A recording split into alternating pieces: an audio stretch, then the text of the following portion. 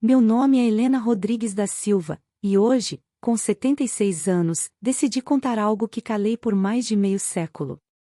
Durante todos esses anos, carreguei um segredo que nunca tive coragem de dividir nem com meus filhos, nem com meus netos. Um segredo que me pesava no peito como uma pedra, mesmo nos dias em que o sol parecia mais bonito e a vida corria tranquila. Eu acreditava que, se falasse, o mundo inteiro desmoronaria sobre mim. Cresci em São Bento do Una, uma cidade pequena no agreste de Pernambuco, daquelas onde todo mundo sabe o nome e a vida do vizinho, onde os comentários se espalham mais rápido do que o vento que levanta a poeira da estrada. Lá, as famílias ainda se reuniam na varanda à tardinha, tomando café passado na hora, com bolo de milho saindo do forno de lenha, enquanto as crianças corriam descalças no quintal. Meu pai, seu João, era homem de poucas palavras, dono de um pequeno armazém de secos e molhados que cheirava a feijão de corda, café torrado e farinha de mandioca. Minha mãe, Dona Lourdes, era firme, mas justa, cuidava de mim e de meus 4 irmãos com mãos calejadas e um coração que, embora escondido atrás de muita rigidez, sabia amar. Eu era a mais nova. Desde cedo, sentia que meus passos eram observados com atenção redobrada. Naquele tempo, a palavra honra tinha um peso que hoje pouca gente imagina. As moças deviam andar sempre em grupos, não podiam se demorar na rua sem motivo, e qualquer sorriso dado na hora errada poderia virar motivo de cochichos.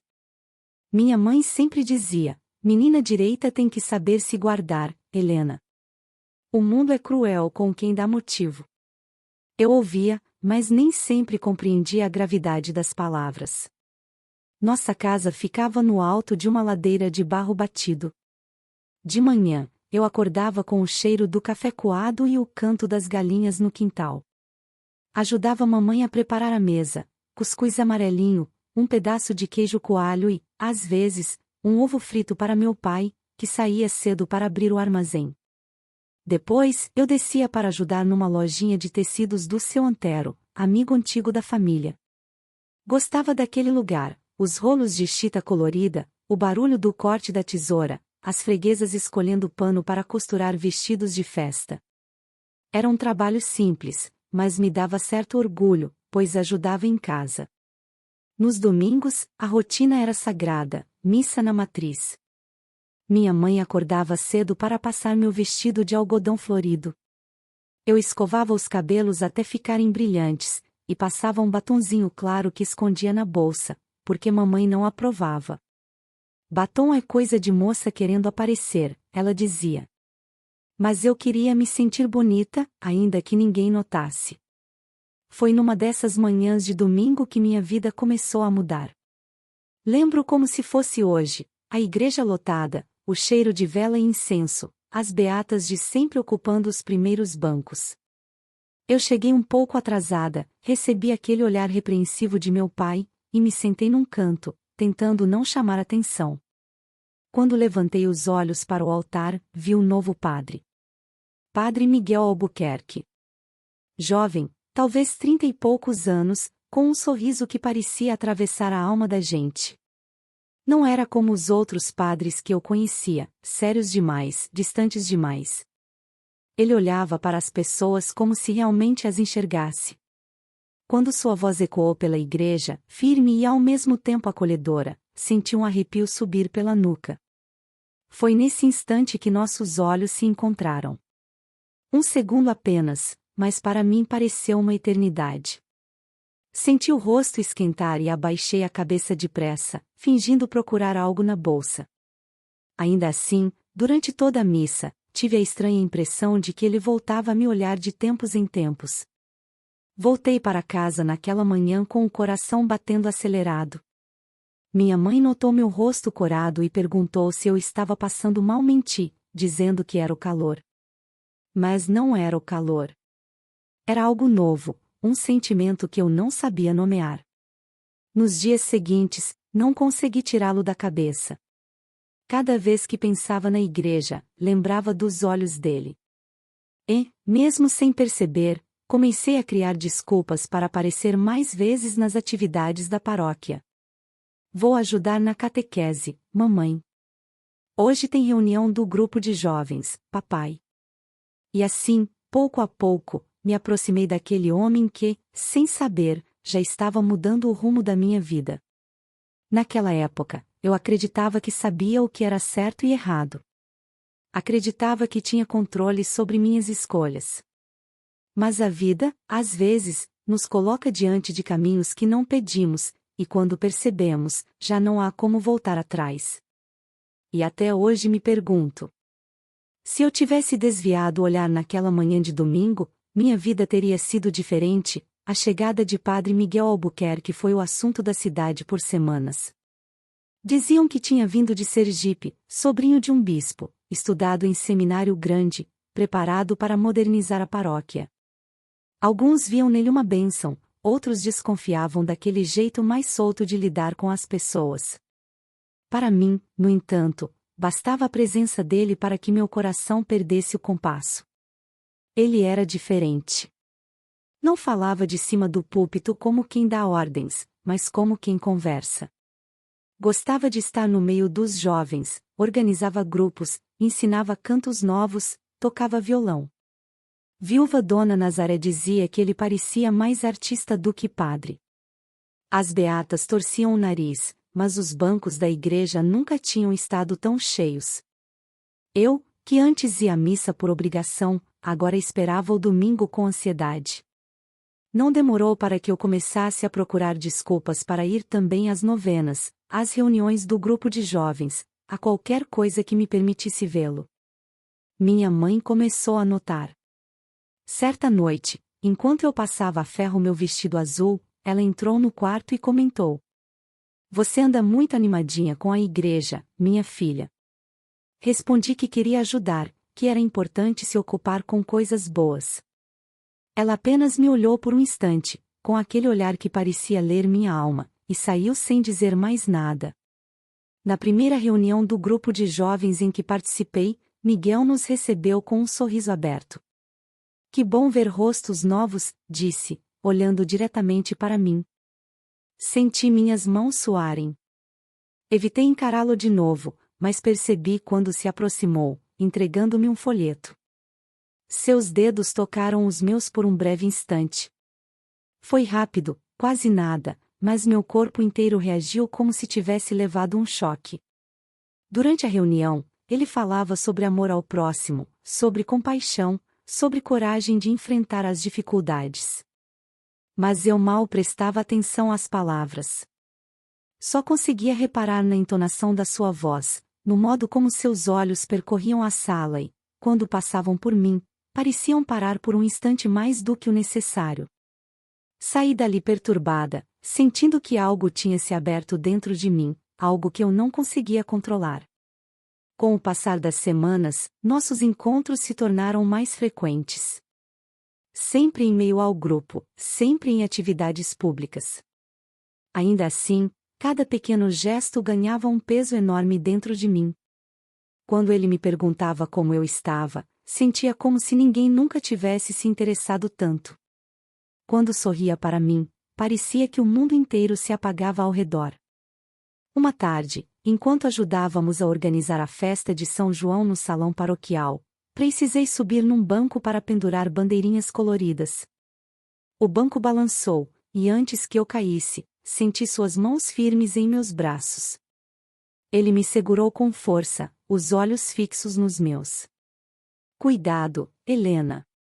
Podia ter se machucado. Meu coração batia tão rápido que mal consegui responder. Quis brincar, dizer algo leve, mas as palavras não saíram. Apenas sorri, e ele, após um instante, soltou meus braços, afastando-se com um ar sério. Naquela noite, deitada na cama, revivi a cena incontáveis vezes. Senti ainda o calor das mãos dele na minha pele. Não havia nada de errado naquele gesto, eu dizia a mim mesma. Ele apenas quis evitar que eu caísse. Mas no fundo, sabia que havia algo mais. Algo que eu não tinha coragem de admitir. No domingo seguinte, durante a missa, aconteceu de novo. Ao entregar a hóstia, seus olhos se encontraram com os meus. Não havia nada no seu rosto que denunciasse, mas dentro dos seus olhos vi uma hesitação, uma dúvida que só eu parecia perceber. Recebi a comunhão com as pernas trêmulas e voltei ao banco tentando não desmaiar. Minha mãe, ao meu lado, perguntou baixinho se eu estava bem. Respondi que sim, embora soubesse que não estava. As semanas se transformaram em meses, e quanto mais eu tentava controlar, mais parecia me prender naquela rede invisível. Miguel mantinha sempre a postura correta, mas às vezes, quando pensava que ninguém estava olhando, seu olhar demorava sobre mim. Não era imaginação. Eu sabia. Alguns rapazes da cidade começaram a se aproximar, como era natural para uma moça da minha idade. Um deles, Vicente, filho do dono da padaria, chegou a pedir para me acompanhar até em casa depois da missa. Sorri educadamente, mas recusei. Outro, Ademar, tentou marcar um passeio na feira. Também inventei uma desculpa. Não havia espaço para nenhum deles no meu coração. Minha mãe começou a se preocupar. Helena, você não pode ficar recusando todos os rapazes. O tempo passa, e uma moça precisa pensar no futuro. Respondi com paciência que ainda era cedo. Por dentro, a verdade queimava, eu não queria nenhum deles. Numa tarde de junho, a igreja se preparava para a procissão de Santo Antônio. Eu ajudava a arrumar flores no altar lateral. Estava sozinha, concentrada, quando ouvi passos atrás de mim. Era Miguel. Está ficando bonito, disse, aproximando-se. Faço o melhor que posso, respondi, sem coragem de encará-lo. Ele ficou em silêncio por alguns segundos, tão próximo que senti o calor do corpo dele. Então falou baixo. Helena, às vezes é preciso cuidar do coração. Nem sempre ele nos leva pelo caminho certo. Olhei para ele, surpresa. Seus olhos estavam sérios, mas havia algo ali, uma espécie de aviso misturado com um pedido. Não soube o que responder. Apenas assenti, e ele se afastou, deixando-me tremendo como se tivesse ouvido uma confissão proibida. Naquela noite, não consegui dormir. Fiquei pensando no que ele quis dizer. Cuidar do coração. Estaria ele sentindo o mesmo que eu? Ou queria apenas me alertar de que eu estava confundindo as coisas? No fundo, eu já sabia a resposta. A vida em São Bento do Una seguia seu ritmo calmo, como sempre fora. As manhãs começavam cedo, com o canto do galo e o cheiro de café no coador de pano. Eu ajudava a mamãe a varrer o quintal, cuidar das galinhas e preparar o cuscuz antes de descer para a lojinha de tecidos. O calor do agreste castigava, mas eu já me acostumara. O que eu ainda não conseguia acostumar era a expectativa silenciosa que me acompanhava todos os dias, a possibilidade de ver Padre Miguel. Na loja do seu Antero, o movimento era constante. As freguesas vinham escolher panos para costurar vestidos de festa, cortinas novas ou roupas para os filhos. Muitas delas comentavam sobre o novo padre, elogiando seu jeito educado e atento. Eu fingia indiferença, mas por dentro sentia um ciúme estranho, como se cada palavra fosse uma ameaça. Era tolice, afinal, ele era padre, mas não conseguia evitar. Às vezes, enquanto cortava um pedaço de chita, lembrava do toque rápido dos dedos dele no dia em que me entregou o folheto. Era tão pouco, e ainda assim, meu corpo reagia como se tivesse vivido algo proibido. Eu sabia que não devia pensar assim. Minha mãe, sem perceber, me ajudava a disfarçar, mantendo-me sempre ocupada. Helena, vai estender as roupas no varal. Helena, leva este recado para o armazém do seu pai. Helena, não se esqueça da missa de domingo.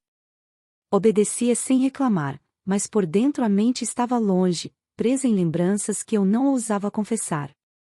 Foi durante os preparativos para a festa junina que tudo mudou.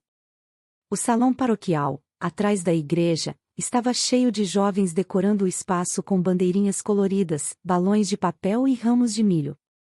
Eu ajudava a amarrar as fitas enquanto ria com minhas amigas Rosa e Marinalva. Mas, de repente, percebi que Miguel estava ao fundo, observando. Não falava, apenas nos olhava com aquele ar sereno que confundia. Pouco depois, Rosa e Marinalva foram buscar mais material, e fiquei sozinha pendurando bandeirinhas. Subi em um banquinho de madeira para alcançar mais alto. O banco balançou, e no mesmo instante senti mãos firmes segurando minha cintura. Cuidado, Helena, a voz dele soou baixa, quase um sussurro. Meu coração disparou. Por um instante, fiquei imóvel, sentindo o calor das mãos dele me sustentando.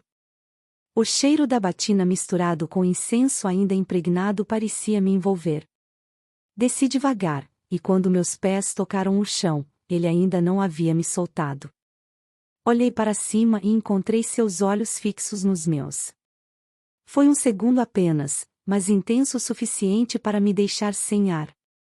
Então, como se despertasse de um transe, ele retirou as mãos depressa, dando um passo atrás. Desculpe. É perigoso subir assim. Eu sei, respondi, mas minha voz saiu fraca, quase inaudível. Houve um silêncio estranho entre nós. Eu queria dizer algo, qualquer coisa, mas não encontrei palavras. Ele pigarreou, ajeitou a batina e se afastou, chamando outro jovem para ajudá-lo. Fiquei ali, ainda tremendo, sentindo o lugar exato onde suas mãos haviam tocado minha cintura. Naquela noite, deitada em minha cama, revivi a cena tantas vezes que perdi a conta.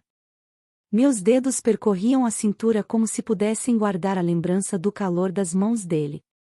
Não houve nada de errado, eu dizia a mim mesma. Mas no fundo, sabia que aquele toque não tinha sido como os outros. Os dias seguintes foram uma mistura de ansiedade e medo. Eu já não conseguia olhar para ele sem sentir o coração acelerar. Ele, por sua vez, parecia evitar ficar muito perto de mim. Quando nossas conversas aconteciam, eram sempre rápidas, cheias de formalidade, como se tentasse erguer um muro entre nós. Mas seus olhos o traíam. Quando pensava que ninguém notava, percebia-o me observando. E eu, teimosa, fingia não ver. Minha mãe também começou a perceber algo. Certa manhã, enquanto descascávamos mandioca no quintal, ela me lançou um olhar desconfiado. Você anda diferente, Helena. Mais calada. Parece que vive com a cabeça em outro lugar. É só cansaço, mãe. Trabalho na loja está puxado. Ela continuou olhando, sem acreditar muito. Depois suspirou. Tenha cuidado, minha filha. Nem tudo que parece bonito traz felicidade. Fingi não entender, mas aquelas palavras ficaram ecoando na minha cabeça. No domingo seguinte, a missa estava lotada por causa da festa. Quando fui receber a comunhão, mais uma vez nossos olhos se encontraram. Senti minhas pernas fraquejarem. Ele colocou a hóstia na minha boca com mãos firmes, mas percebi que tremiam levemente. Meu rosto ardia, e ao voltar para o banco, minha mãe me olhava séria, como se adivinhasse algo. À tarde, voltei ao salão para ajudar a guardar as coisas da festa. O lugar estava quase vazio. Eu dobrava bandeirinhas quando ouvi passos atrás de mim. Sem precisar olhar, sabia quem era. Helena, disse Miguel, a voz baixa. Precisamos ter cuidado. Meu coração disparou. Cuidado com o quê, padre? Perguntei, tentando soar firme. Ele hesitou, como se buscasse as palavras certas. Com o que sentimos. Senti um arrepio percorrer meu corpo. Não era mais apenas imaginação. Ele havia dito, o que sentimos. Olhei para ele, e naquele instante, vi nos olhos de Miguel a mesma luta que travava dentro de mim. Quis responder, mas antes que pudesse, ele se afastou, rápido, como quem foge do próprio pensamento. Fiquei ali, sozinha, com as mãos trêmulas, sabendo que a linha já havia sido ultrapassada. Naquela noite, enquanto o vento frio do agreste entrava pela janela, compreendi que minha vida jamais voltaria a ser a mesma. Depois daquela tarde no salão paroquial, nada mais foi igual. Eu já não conseguia esconder de mim mesma, havia algo entre nós. E por mais que tentasse convencer a razão, o coração já tinha escolhido. Durante algumas semanas, Miguel se esforçou para manter distância. Evitava ficar sozinho comigo, chamava sempre outras pessoas para perto quando eu chegava, e suas palavras eram medidas, formais. Mas os olhos dele nunca obedeciam. Quando cruzavam os meus, era como se dissessem tudo que sua boca não ousava pronunciar. Foi numa tarde de julho, durante os preparativos para a procissão de Nossa Senhora, que ele finalmente se aproximou de novo. Eu recolhia flores no quintal da igreja quando ele surgiu, sério, quase aflito. Helena, não podemos continuar assim, disse, sem rodeios. Assim como? Perguntei, fingindo não entender, embora meu coração já batesse tão forte que mal me deixava ouvir. Você sabe, seus olhos me atravessaram, pedindo silêncio. Não é certo. Quis responder que também sabia que não era certo, mas antes que eu pudesse, ele completou. Ainda assim, não consigo deixar de pensar em você. As pernas fraquejaram. Fiquei em silêncio, incapaz de articular uma palavra. Ele passou a mão pelos cabelos, como quem lutava contra si mesmo, e por fim disse: Amanhã, às 5 da tarde. No caminho da antiga casa dos Araújo, depois do engenho abandonado. Ninguém vai nos ver lá. Passei a noite em claro. Minha mãe notou meu rosto cansado no café da manhã e perguntou se eu estava doente.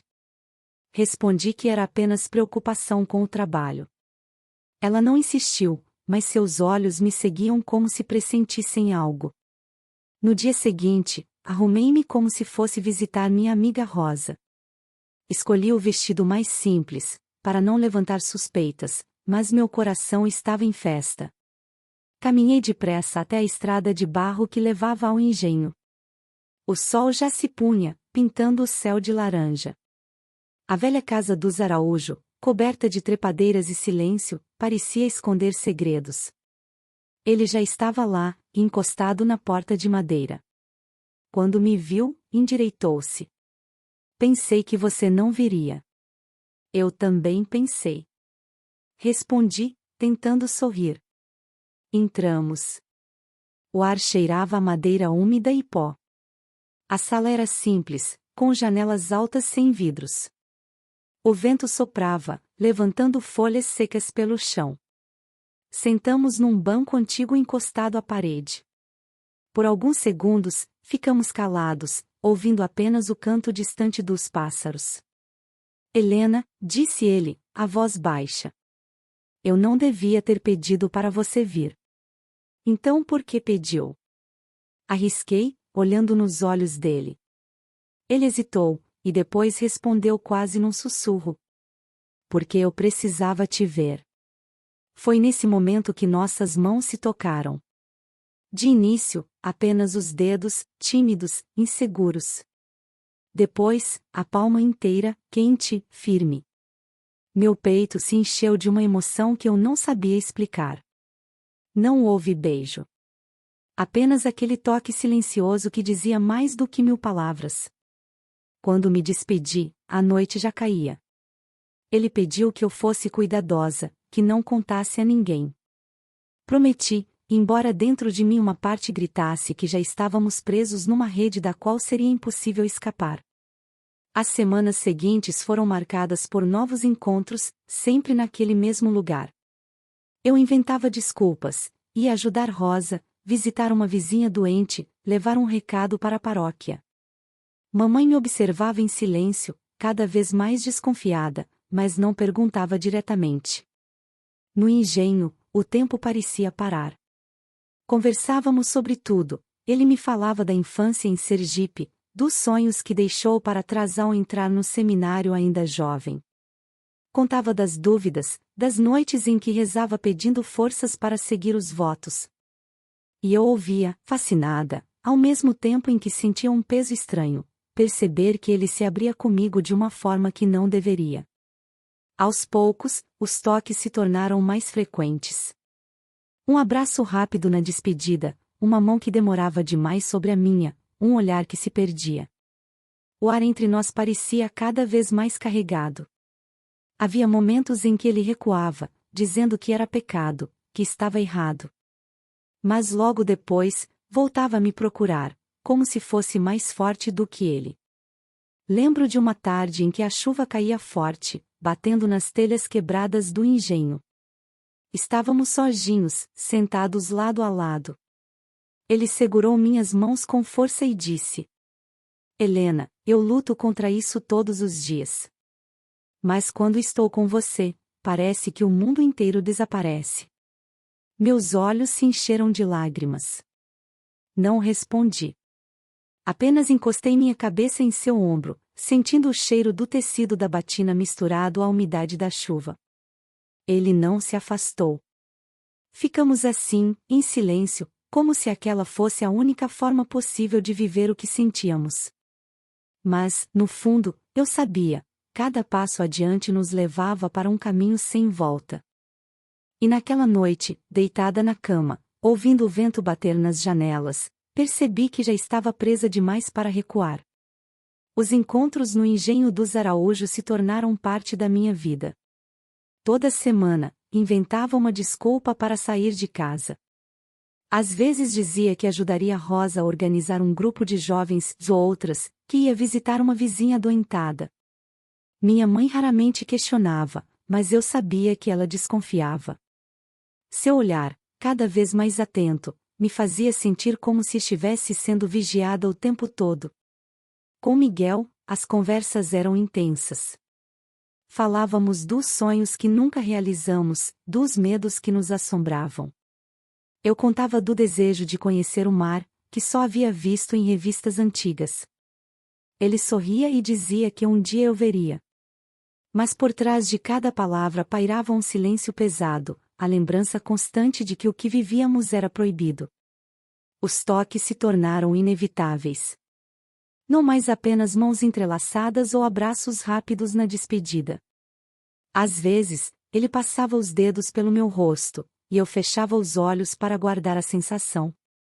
Outras, sua mão repousava em minha cintura por mais tempo do que devia. Tudo sempre acompanhado daquela luta silenciosa, a respiração dele acelerada, seguida de um recuo repentino, como se tivesse acabado de cometer um crime. Foi em agosto que notei a primeira mudança. Minha menstruação atrasou. No início, não dei importância. Sempre fora irregular. Atribuía ao nervosismo, às preocupações. Mas quando os dias se transformaram em semanas, comecei a sentir o peso da possibilidade. Certa manhã, enquanto ajudava a mamãe a descascar mandioca no quintal, senti uma tontura repentina. Apoiei-me no banco para não cair. Está pálida, Helena. Mamãe largou a faca e me olhou, preocupada. Tem se alimentado direito? Sorri sem graça, tentando disfarçar. É só o calor, mãe. Ando cansada. Ela estreitou os olhos. Não gosto desse seu cansaço. Mulher nova não devia andar assim. À noite, deitada na cama, não consegui dormir. Sentia uma mistura de medo e negação. E se fosse verdade? E se dentro de mim já houvesse uma vida crescendo? No dia seguinte, tomei coragem e fui até a farmácia do seu Genésio, do outro lado da cidade, onde quase ninguém me conhecia. Entrei com o coração acelerado, evitando encarar as pessoas. Preciso de um chá para regular o ciclo, murmurei, com a voz quase sumida. Seu Genésio me olhou de lado, como quem já tinha ouvido aquele pedido antes. Preparou um saquinho de ervas e explicou. Tome por 3 dias. Se for só atraso, resolve. Voltei para casa com o embrulho escondido no fundo da bolsa. Segui as instruções. O gosto era amargo, difícil de engolir. Esperei, rezando em silêncio para que fosse apenas um susto. Mas nada aconteceu. Em vez disso, vieram os enjoos matinais, discretos no início, que tentei disfarçar dizendo que era apenas indisposição. Também senti os seios sensíveis, inchados de uma forma que nunca havia sentido. Na terceira semana, não havia mais como negar. Eu estava grávida. Passei horas sentada na beira da cama, olhando para o chão de cimento, sem saber o que fazer. As lágrimas caíam sozinhas. A imagem do rosto de meu pai me vinha à mente, a severidade, o orgulho. Lembrei das palavras da minha mãe: menina direita tem que se guardar. Eu tinha falhado. E agora carregava em meu ventre a prova do meu erro. No encontro seguinte, quando finalmente consegui olhar nos olhos de Miguel, a verdade me escapou em um sussurro.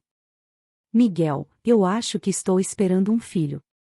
O silêncio que se seguiu foi sufocante. Vi seu rosto mudar de cor, os olhos arregalados, a respiração pesada. Ele levou a mão à testa e murmurou: Meu Deus! Eu tenho certeza, insisti, com a voz trêmula. Já faz mais de 2 meses. Ele começou a andar de um lado para o outro, aflito, como se procurasse uma saída invisível. Helena, isso muda tudo. Eu sei, respondi, chorando. Mas não posso voltar atrás. Ele parou diante de mim, as mãos trêmulas segurando meus ombros. Precisamos de tempo. Vou pensar, rezar e encontrar uma solução. Senti uma pontada no peito.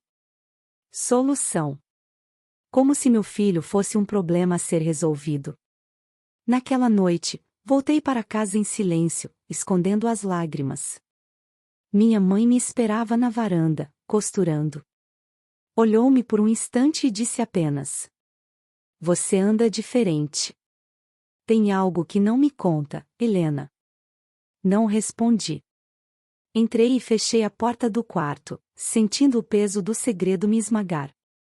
Eu sabia que dali em diante, minha vida nunca mais seria a mesma. Nos dias que seguiram a minha confissão, vivi como se tivesse uma sombra me acompanhando. O ar parecia mais pesado, e cada passo que eu dava soava como um eco de algo errado. Miguel não apareceu no engenho na terça-feira seguinte. Esperei até o sol se pôr, sentada no banco de madeira, o coração apertado, as mãos suadas. Quando a noite caiu, voltei para casa com as pernas fracas, como se todo o peso do mundo estivesse sobre mim. Na semana seguinte, fui à missa de domingo com meus pais. A igreja estava cheia, como sempre, mas o altar parecia vazio. O padre auxiliar, velho e cansado, presidia a celebração. Perguntei a uma das beatas pelo padre Miguel. Ela respondeu que ele havia viajado para atender um chamado urgente do bispo em outra cidade. Meu peito gelou.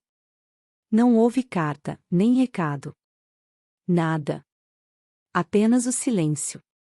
Passei as noites seguintes deitada na cama, os olhos fixos no teto de madeira, tentando entender como ele podia ter ido embora sem sequer me olhar nos olhos.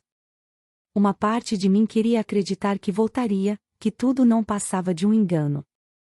Mas no fundo, eu já sabia, ele tinha escolhido se afastar. E eu estava sozinha. Minha mãe começou a notar ainda mais minhas mudanças. Um dia, enquanto dobrávamos roupas no quarto, ela parou, segurou minha mão e perguntou: Helena, tem alguma coisa que você não está me contando? Senti o coração disparar.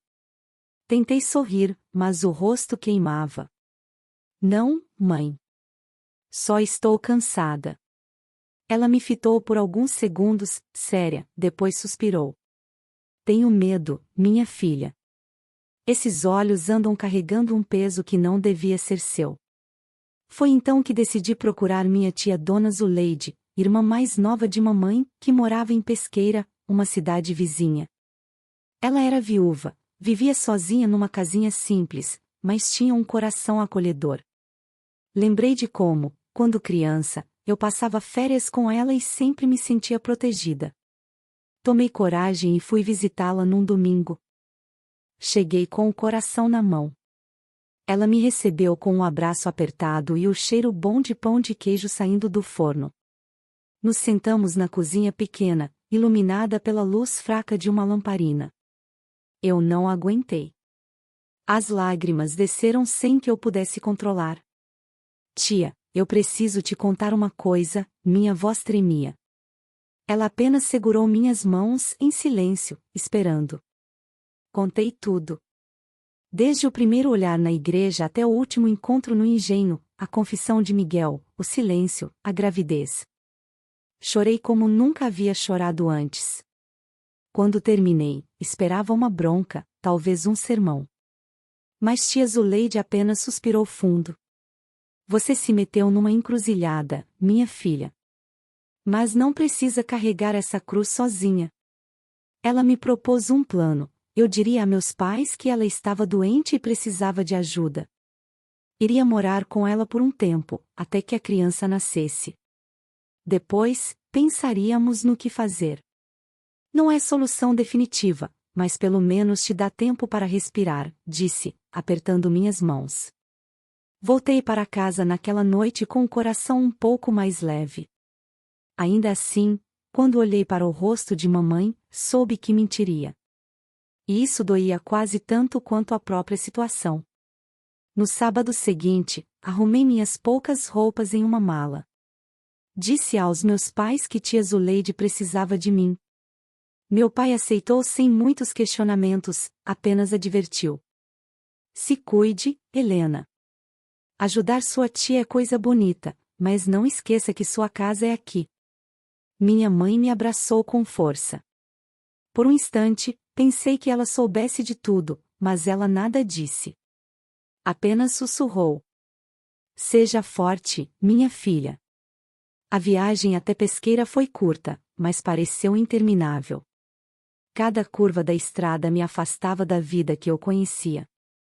Quando cheguei, tia Zuleide já tinha preparado um quarto simples para mim, uma cama de madeira, lençóis de algodão limpos e uma pequena janela por onde entrava o vento quente do agreste. Vai ser seu cantinho, disse, ajeitando minhas malas. Aqui você pode respirar em paz. Nos primeiros dias, ajudei nas tarefas da casa, varri o quintal, reguei as plantas, bordei algumas toalhas. À noite, sentávamos na varanda, ouvindo o rádio. Ela falava de quando era jovem, das lutas que enfrentou sozinha. A vida, Helena, nem sempre dá as escolhas que a gente queria. Mas sempre dá um jeito de continuar. Mesmo com a presença dela, eu sentia o peso da ausência. Miguel não mandou carta, não buscou notícias. Sumiu como se nunca tivesse existido. Às vezes, fechava os olhos e ainda podia sentir o toque dele na minha cintura, o calor do olhar. Mas logo o pensamento se transformava em dor. Ele me deixou. E agora, dentro de mim, havia uma vida que crescia a cada dia. Certa noite, enquanto lavava a louça com tia Zuleide, ela me observou em silêncio e disse: Seu corpo já começa a mostrar, Helena. Logo não vai dar mais para esconder. Baixei os olhos, envergonhada. Tenho medo do que vão dizer. Ela se aproximou, segurou meu queixo e me fez encarar seus olhos firmes. O povo sempre fala, minha filha. Sempre. O que importa é que você ame esse filho. Ele não pediu para vir. Mas você pode dar a ele uma vida digna. Naquela noite, ao me deitar, coloquei a mão sobre a barriga ainda discreta. Foi a primeira vez que falei com meu filho em pensamento. Você não está sozinho. Eu vou cuidar de você. Mesmo que o mundo inteiro me vire as costas. E adormeci em lágrimas, consciente de que carregava não apenas um filho, mas também o peso de um segredo que nunca poderia ser revelado. O tempo em Pesqueira parecia passar mais devagar. Os dias se arrastavam, iguais uns aos outros. Eu ajudava a tia Zuleide nas tarefas da casa, varria o quintal, bordava panos de prato para vender na feira, cozinhava feijão e macaxeira quando havia. Mas, dentro de mim, algo crescia, e com isso, o medo. A cada manhã, minha barriga se tornava mais visível. Já não havia como esconder com vestidos largos. Quando íamos ao mercado, eu baixava os olhos, temendo olhares curiosos. Algumas vizinhas perguntavam discretamente se eu estava bem de saúde. Eu respondia com um sorriso amarelo. Tia Zuleide, firme, sempre se colocava entre mim e as perguntas. A menina veio cuidar de mim, não precisa se preocupar. Mas eu sabia, mais cedo ou mais tarde, as fofocas viriam. As noites eram as piores.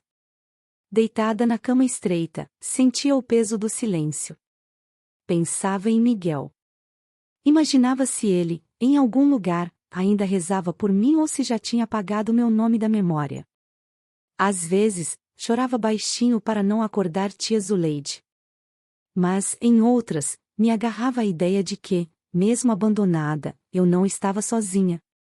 Dentro de mim, havia uma vida. E essa vida precisava de mim. Foi numa madrugada de maio que a dor começou. Primeiro, uma cólica leve. Depois, ondas cada vez mais fortes, que me faziam suar frio. Tia Zuleide, experiente, não precisou de explicação. É chegada a hora, Helena. Vou chamar Dona Celina. Dona Celina era a parteira mais conhecida de Pesqueira. Chegou rápido, trazendo consigo uma bolsa de couro gasta pelo tempo. Sua voz calma contrastava com o pânico que me tomava. Força, menina. Já ajudei a trazer ao mundo mais de 100 crianças. Você e o pequeno vão ficar bem. As horas que se seguiram foram as mais longas da minha vida. A dor vinha como ondas violentas, deixando-me sem ar. O suor encharcava meus cabelos, e eu apertava a mão de tia Zuleide como se fosse minha tábua de salvação. Respira, Helena. Ela dizia, firme. Pensa no teu filho. Depois de um esforço que parecia impossível, ouvi finalmente um choro forte, rasgando o silêncio da noite. As lágrimas escorreram pelo meu rosto sem que eu percebesse. Dona Celina, sorrindo, colocou o pequeno nos meus braços. É um menino. Forte como um touro. Olhei para aquele rostinho enrugado, os olhos ainda semicerrados, e senti algo que nunca havia experimentado antes, um amor absoluto, maior que qualquer medo. Paulo, sussurrei, acariciando sua bochecha macia. Seu nome será Paulo. Naquele instante, toda a dor desapareceu. Só existia ele. Os primeiros dias foram um turbilhão. Paulo chorava de madrugada, pedia peito a cada poucas horas. Eu, cansada e dolorida, mal conseguia dormir. Mesmo assim, cada vez que seus olhinhos se abriam e encontravam os meus, sentia a força voltar. Tia Zuleide foi meu anjo. Preparava chás para aumentar o leite, cuidava da casa quando eu não tinha forças, embalava o pequeno para que eu pudesse descansar um pouco. Você vai ver, Helena. A cada sorriso dele, o mundo vai parecer menos pesado. Dizia, ajeitando o bebê nos braços. E era verdade. Quando Paulo começou a soltar seus primeiros sorrisos, senti que, apesar de tudo, havia luz no meu caminho. Mas, junto com a alegria, vinha também a sombra. Eu não podia deixar de pensar em Miguel. Será que ele sabia que tinha um filho? Será que em algum momento pensava em nós? Às vezes, ao olhar para o rosto de Paulo, tão pequeno e inocente, eu via traços dele. E isso doía. Com o passar dos meses, a rotina se estabilizou. Acordava cedo, amamentava Paulo, cuidava das roupas, bordava para vender. Cada dia era uma luta, mas também uma vitória. Meu filho crescia saudável, forte, com olhos curiosos e sorriso fácil. Minha mãe, em Garanhuns, ainda não sabia da verdade. Escrevi poucas cartas, sempre dizendo que estava ajudando tia Zuleide e que estava tudo bem. No fundo, eu sabia que não poderia esconder para sempre. Mas ainda não tinha coragem. Certa tarde, enquanto bordava na varanda, tia Zuleide me olhou séria. Helena, você não pode viver escondida para sempre. Mais cedo ou mais tarde, sua mãe vai precisar saber. Baixei os olhos, acariciando os cabelos de Paulo que dormia em meu colo. Tenho medo de decepcioná-la. Ela pode se magoar, sim. Mas também vai entender. Sangue é sangue.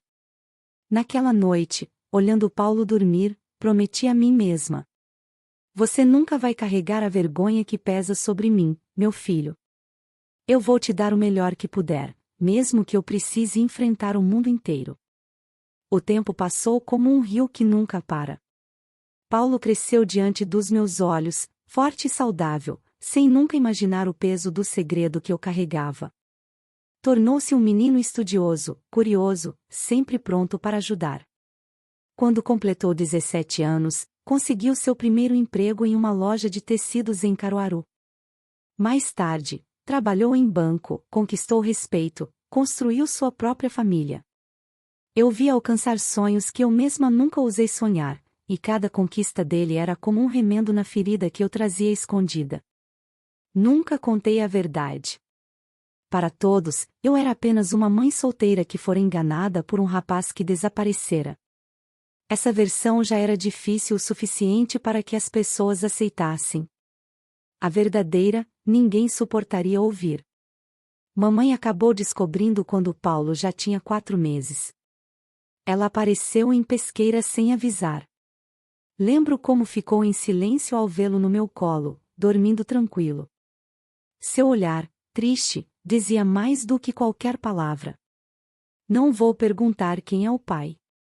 Disse ela, finalmente. Mas saiba, seu filho não tem culpa de nada. A partir desse dia, ela me ajudou em silêncio. Escrevia cartas, mandava dinheiro escondido de meu pai. Nunca falou diretamente em Miguel, mas eu sabia que desconfiava. Talvez tenha preferido guardar para si o peso que eu mesma não suportava. Paulo cresceu sem saber. Fiz de tudo para que nunca lhe faltasse amor. Ele era minha vida, minha esperança, meu orgulho. Cada sorriso, cada abraço, me lembrava de que, apesar de tudo, eu tinha feito a escolha certa, tê-lo, criá-lo, protegê-lo. Anos depois, quando ele se casou com Mariana, uma moça simples de Caruaru, vi diante de mim a prova de que a vida, mesmo dura, também podia florescer. Na festa do casamento, enquanto dançava devagar com ele, senti lágrimas rolando pelo meu rosto. Ele me olhou preocupado. Mãe, está chorando por quê? Sorri, enxugando os olhos. De alegria, meu filho. Só de alegria. Agora, aos 76 anos, olho para trás e vejo uma estrada longa, cheia de pedras, mas também de flores. Miguel nunca voltou. Depois que partiu, ouvi rumores de que havia sido transferido para uma paróquia distante, depois para um mosteiro. Anos mais tarde, soube que havia falecido, sem nunca ter conhecido o filho. Não sinto mais raiva. Apenas uma tristeza calma, como a de uma fotografia antiga que desbota com o tempo. Ele fez a escolha dele, e eu fiz a minha. Paulo nunca soube que seu pai foi um homem de batina. Nunca contei, e já não conto mais. De que adiantaria? Destruiria a imagem que ele tem de si mesmo, mancharia memórias que construí com tanto cuidado. Prefiro que ele siga acreditando na história simples, que seu pai foi um rapaz que partiu cedo demais, e que o amor dele sempre esteve aqui, através de mim. Hoje, quando o vejo com seus filhos, meus netos, correndo pelo quintal da minha casa em Caruaru, sinto uma paz que pensei que nunca conheceria. Às vezes, percebo neles um gesto de Miguel, um jeito de franzir a testa, um sorriso de canto de boca. É como se a vida tivesse encontrado uma forma de me devolver um pedaço do que perdi. Mas não se engane, as marcas ficaram. Carreguei por décadas a culpa, o medo, o silêncio. Fui julgada, mesmo sem que ninguém soubesse a verdade. Fui apontada, mesmo quando sorriam para mim. E aprendi que o silêncio pode ser mais pesado do que qualquer palavra. Se pudesse voltar no tempo, teria feito diferente? Talvez não. Porque, apesar de toda a dor, foi esse caminho que me deu Paulo. Foi ele que me fez levantar todas as vezes em que quis desmoronar. Agora, enquanto escrevo estas palavras, sei que minha vida se encerra com um segredo que levarei para o túmulo. Não busco perdão, apenas compreensão. Quero que quem ouvir minha história entenda: a vida nem sempre nos dá escolhas justas. Às vezes, só nos resta escolher o caminho que nos permita seguir em frente. E eu segui. Sobrevivi. Mas dentro de mim, até o último dia, sempre haverá uma parte que ficou naquele engenho abandonado, no olhar de um homem que nunca pude chamar de meu. E talvez, no fundo, esse seja o preço da sobrevivência: viver sabendo que algumas verdades nunca podem ser ditas.